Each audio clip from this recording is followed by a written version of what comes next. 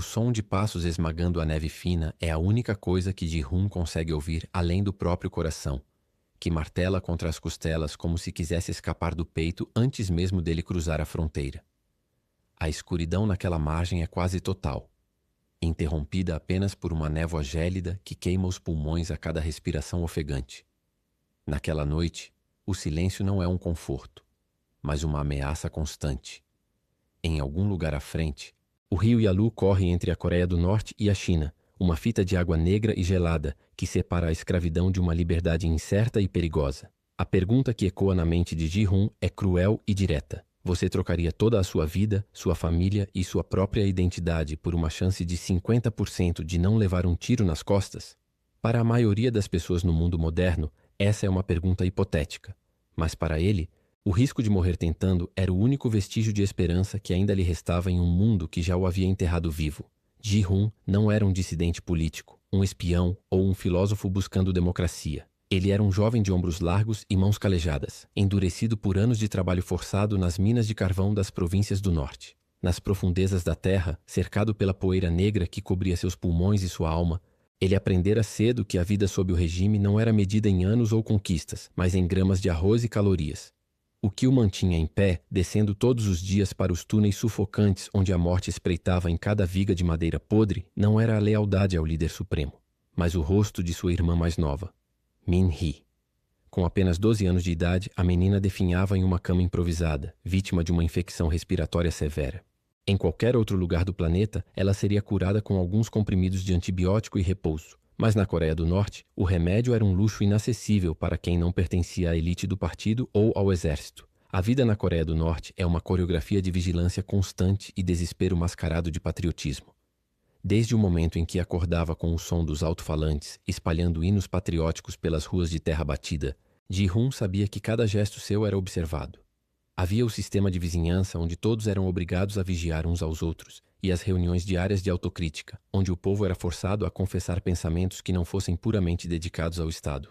A lavagem cerebral tentava convencer a todos de que viviam no paraíso, enquanto os estômagos roncavam de uma fome que nunca passava.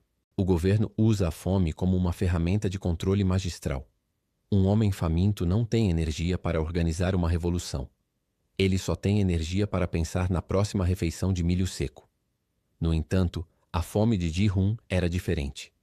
Era uma fome de justiça para Min-hee, que tossia sangue enquanto as paredes de sua casa pareciam se fechar sobre eles a cada dia que passava. O ponto de ruptura não veio de uma reflexão intelectual, mas de um evento brutal na praça central de sua vila. Ji-hoon foi forçado, junto com centenas de outros trabalhadores, a assistir a uma execução pública.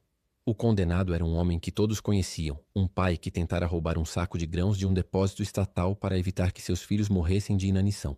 Enquanto os disparos dos rifles ecoavam pelo vale e o corpo caía sem vida na poeira, Ji-hoon não sentiu apenas o terror que o Estado pretendia instilar.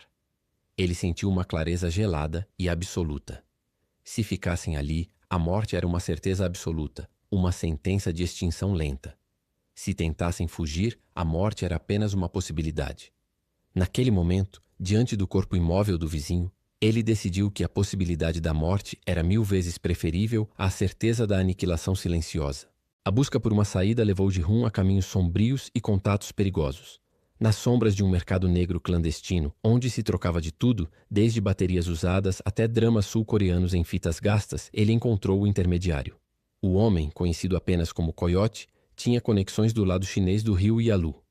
A negociação foi rápida, tensa e cruel. O preço cobrado pela travessia era uma quantia exorbitante, equivalente a anos de salários acumulados e as poucas joias de família que haviam sobrevivido a décadas de miséria e confisco. O Coyote não oferecia garantias de segurança, apenas uma data, um local específico e a promessa de que certos guardas estariam olhando para o outro lado durante 5 minutos cruciais em troca de suborno. Era um pacto perigoso. Mas Ji-hoon aceitou no instante em que viu a irmã tossir mais uma vez, seu corpo pequeno tremendo de febre sob os trapos. A preparação para a fuga foi um exercício de silêncio absoluto e agonia emocional. Ji-hoon não podia contar o plano aos seus pais. Na estrutura punitiva da Coreia do Norte, o crime de um indivíduo recai sobre 3 gerações da família. Se os pais soubessem do plano, seriam considerados cúmplices e enviados para campos de reeducação. Se não soubessem, Poderiam tentar alegar ignorância quando os oficiais de segurança batessem à porta na manhã seguinte ao desaparecimento. O peso dessa culpa era como uma âncora de chumbo em seu coração. Na última noite, ele observou seus pais jantando a ração rala de sopa, gravando cada ruga e cada detalhe de seus rostos cansados e marcados pelo tempo. Foi um adeus sem palavras. Um pedido de perdão que eles nunca compreenderiam totalmente até que fosse tarde demais. Ele estava tentando salvar Min-hee, mas sabia que estava condenando seus pais a um destino que ele preferia não imaginar. Com Min-hee enrolada em casacos velhos e amarrada firmemente às suas costas com tiras de tecido, Ji-hoon iniciou a caminhada noturna em direção ao rio Yalu. O terreno era traiçoeiro, repleto de pedras soltas e patrulhas móveis que percorriam as trilhas com cães farejadores treinados para caçar seres humanos. O frio de dezembro na fronteira parecia solidificar o sangue nas veias, paralisando os músculos e tornando cada passo um esforço hercúleo. A neve fina que caía ajudava a ocultar seus rastros, mas também dificultava a visão do caminho à frente. Eles se moviam como fantasmas, evitando as estradas principais. Rastejando por valas e matagais densos, guiados apenas pelo instinto de sobrevivência e pela luz pálida da lua que surgia ocasionalmente entre as nuvens pesadas de inverno. Finalmente, o cheiro de água gelada e lodo atingiu suas narinas. O rio Yalu estava logo à frente, uma extensão vasta e perigosa. No auge do inverno, partes do rio congelavam, mas a correnteza central permanecia líquida e mortal. Eles chegaram à margem, ofegantes, os pés entorpecidos pelo gelo que penetrava nos calçados gastos. Ji-hoon olhou para o outro lado, para a margem chinesa, onde luzes distantes de cidades brilhavam como estrelas caídas, prometendo um mundo de abundância que ele mal conseguia conceber. No entanto, no exato momento em que ele colocou o primeiro pé na água gelada, o mundo mergulhado em sombras se iluminou violentamente. As luzes de busca da guarda fronteiriça começaram a varrer a superfície da água com uma precisão cirúrgica, exatamente no ponto onde eles pretendiam cruzar. O silêncio da noite foi estraçalhado por um grito de comando estridente vindo de uma torre de vigia próxima. Antes de continuarmos, inscrevam-se no canal e contem para a gente nos comentários de onde vocês estão assistindo. O coração de Ji-hoon parou por um segundo enquanto o cano de um rifle brilhava sob o holofote.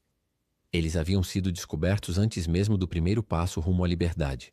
O pavor que paralisou Ji-hoon por um milésimo de segundo foi substituído por um instinto animal de sobrevivência. Quando o primeiro tiro cortou o ar, ele não pensou na temperatura da água ou na profundidade do rio Yalu. Ele apenas se lançou na escuridão líquida, sentindo o corpo de Min-hee sacudir violentamente em suas costas. A água gelada era como milhares de agulhas perfurando sua pele simultaneamente. Um choque térmico que ameaçava paralisar seu coração. Sob os feixes de luz que varriam a superfície como dedos fantasmagóricos, ele nadava com uma força que não sabia que possuía. O som dos tiros continuava, batendo na água com estalos secos e mortais. Cada centímetro avançado em direção à margem chinesa parecia uma eternidade.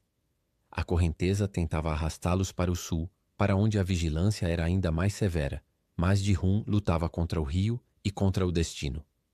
Quando seus pés finalmente tocaram o lodo do lado chinês, ele não sentia mais as próprias pernas.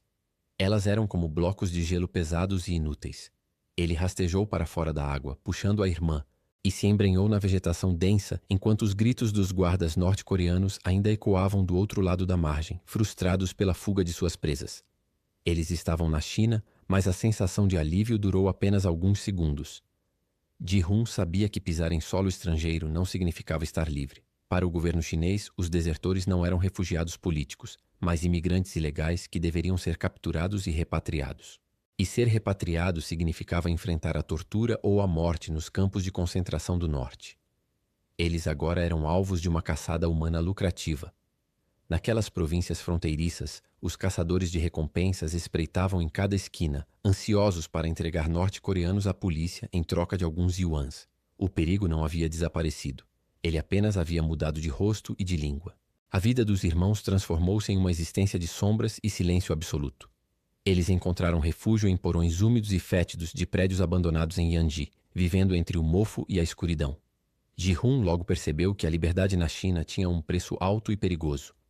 Para conseguir dinheiro para a próxima etapa da jornada, a famosa ferrovia subterrânea que os levaria até a Tailândia, ele precisava trabalhar. Mas que tipo de trabalho um homem sem documentos e sem identidade poderia conseguir? Ele aceitava os serviços que ninguém mais queria. Trabalhava 16 horas por dia carregando sacos de cimento em obras clandestinas ou separando lixo tóxico em depósitos ilegais. Tudo por uma fração mínima de um salário normal. Cada moeda era guardada com um fervor religioso, escondida dentro do forro de seu casaco velho. Enquanto Ji-hoon se desgastava fisicamente, sua maior preocupação era Min-hee. A saúde dela continuava frágil e a vida escondida em porões gelados não ajudava em nada. Ele a deixava trancada durante o dia, com a instrução estrita de nunca emitir um som, nem mesmo uma tosse. A menina, com apenas 10 anos, mostrava uma maturidade dolorosa para sua idade, permanecendo imóvel por horas, como uma estátua de porcelana quebrada.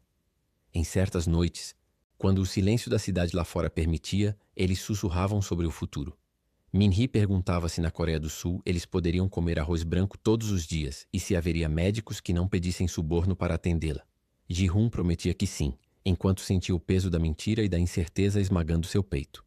Ele omitia o fato de que a distância entre eles e Seul ainda era de milhares de quilômetros de florestas e montanhas. O dinheiro para a passagem final estava quase completo. Ji-hoon havia entrado em contato com um novo intermediário, um homem que prometia levá-los até a fronteira com o Laos. Este contato, que se apresentava como um salvador, exigia o pagamento adiantado de 5.500 yuans. Ji-hoon entregou as economias de meses, fruto de seu suor e sangue, acreditando que finalmente as portas do inferno estavam se fechando atrás deles. No entanto, o mundo dos fugitivos é construído sobre a areia movediça da traição. O intermediário, em vez de preparar o transporte, viu uma oportunidade de lucro duplo. Ele vendeu a localização exata dos irmãos para as autoridades locais, recebendo uma segunda recompensa pela denúncia de imigrantes ilegais. Naquela noite, o sono de Ji-hoon foi interrompido não pelo barulho da chuva, mas pelo som inconfundível de pneus cantando no asfalto e portas de metal sendo batidas com força. Antes que ele pudesse reagir, a porta do esconderijo foi arrombada. Oficiais de preto, com lanternas potentes e cacetetes, invadiram o pequeno porão. O caos se instalou em um instante. Ji-hoon agarrou Min-hee pelo braço e saltou por uma janela pequena e alta que dava para um beco estreito nos fundos do edifício. Eles correram como se suas vidas dependessem de cada centímetro de asfalto percorrido.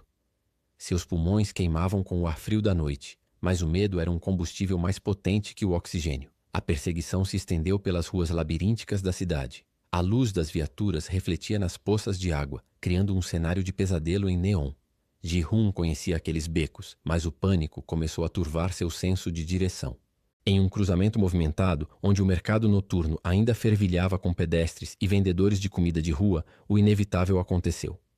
A multidão, que deveria servir de escudo, tornou-se uma barreira intransponível. No empurra-empurra frenético para escapar dos perseguidores, a mão pequena de Min-hee escorregou da mão calejada de seu irmão. Ele tentou se virar, gritando-se o nome dela, mas a massa de pessoas o empurrava violentamente para longe. O tempo pareceu congelar. Através do espaço entre dois caminhões de entrega, Ji-hoon viu o momento exato em que Min-hee foi alcançada. 3 homens vestidos de preto a cercaram no final de um beco sem saída. A menina estava encolhida contra uma parede de tijolos, os olhos arregalados de puro terror, as mãos pequenas protegendo o rosto. Um dos homens a agarrou brutalmente pelo casaco, levantando-a do chão como se ela não pesasse nada.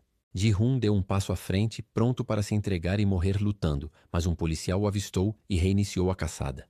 Ele viu sua irmã ser jogada para dentro de uma van preta antes de ser forçado a dobrar a esquina para não ser capturado também.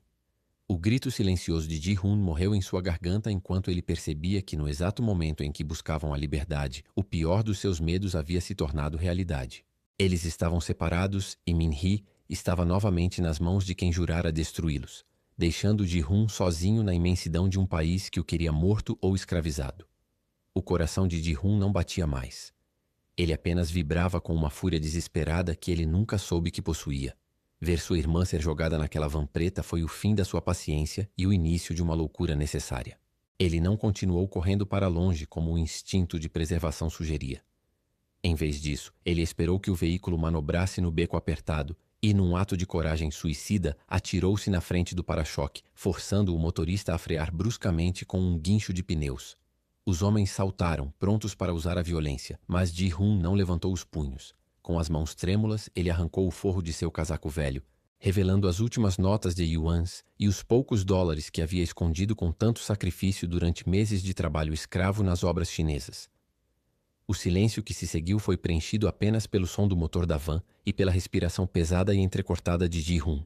Ele ofereceu tudo, Cada centavo que restava de sua dignidade e de seu suor, em troca da pequena menina que chorava no banco de trás. Naquele submundo onde a lealdade é um conceito abstrato e o dinheiro é a única lei que realmente governa, a ganância dos captores falou mais alto que o dever. Com um movimento brusco e desdenhoso, um dos homens arrancou o maço de dinheiro de suas mãos e chutou Min-hee para fora do veículo antes de acelerarem para longe, deixando os dois irmãos sozinhos na escuridão, sem um único centavo para a comida do dia seguinte.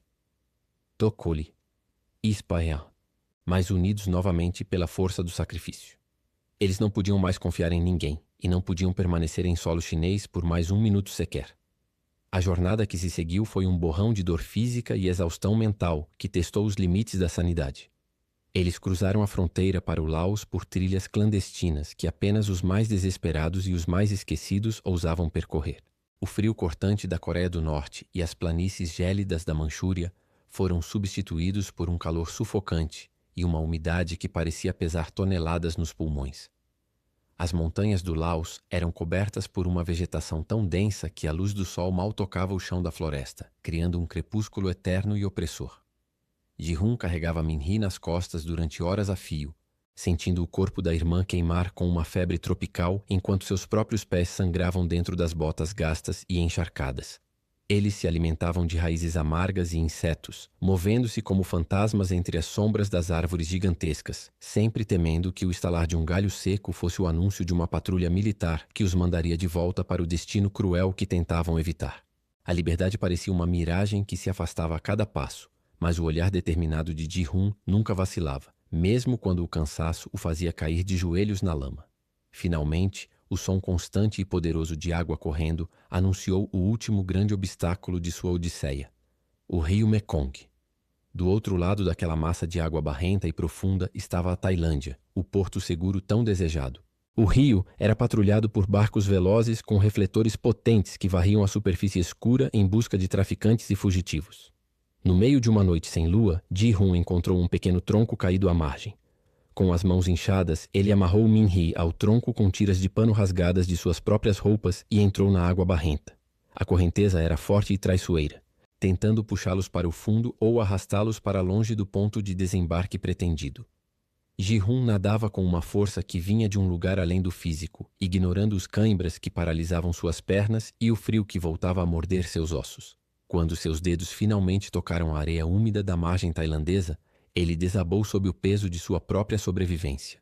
Eles haviam cruzado 3 países, milhares de quilômetros e inúmeros perigos de morte para chegar ali. O passo seguinte foi o mais irônico e necessário de toda a fuga. Ji-hun e Min-hee caminharam com dificuldade até o posto policial mais próximo e, com as mãos levantadas e os rostos marcados pela exaustão, se entregaram às autoridades. Para qualquer outro imigrante, ser preso seria um desastre absoluto. Mas para um norte-coreano na Tailândia, as algemas eram o portal para a vida. Eles foram levados para centros de detenção superlotados, onde o cheiro de suor, o calor e a incerteza eram constantes. Durante meses, Ji-hun foi submetido a interrogatórios exaustivos por agentes da inteligência tailandesa e, posteriormente, sul-coreana. Eles queriam saber cada detalhe de sua vida nas minas de carvão, os nomes de seus antigos vizinhos e se ele era, na verdade, um espião enviado pelo regime de Pyongyang para se infiltrar no sul. O desgaste psicológico dessa fase foi quase pior do que a fuga física pela selva. Ele precisou provar repetidamente que sua fome era real, que sua dor era autêntica e que seu desejo de liberdade não era uma fachada estrategicamente montada. A chegada a Seul foi um choque sensorial que quase os paralisou no aeroporto.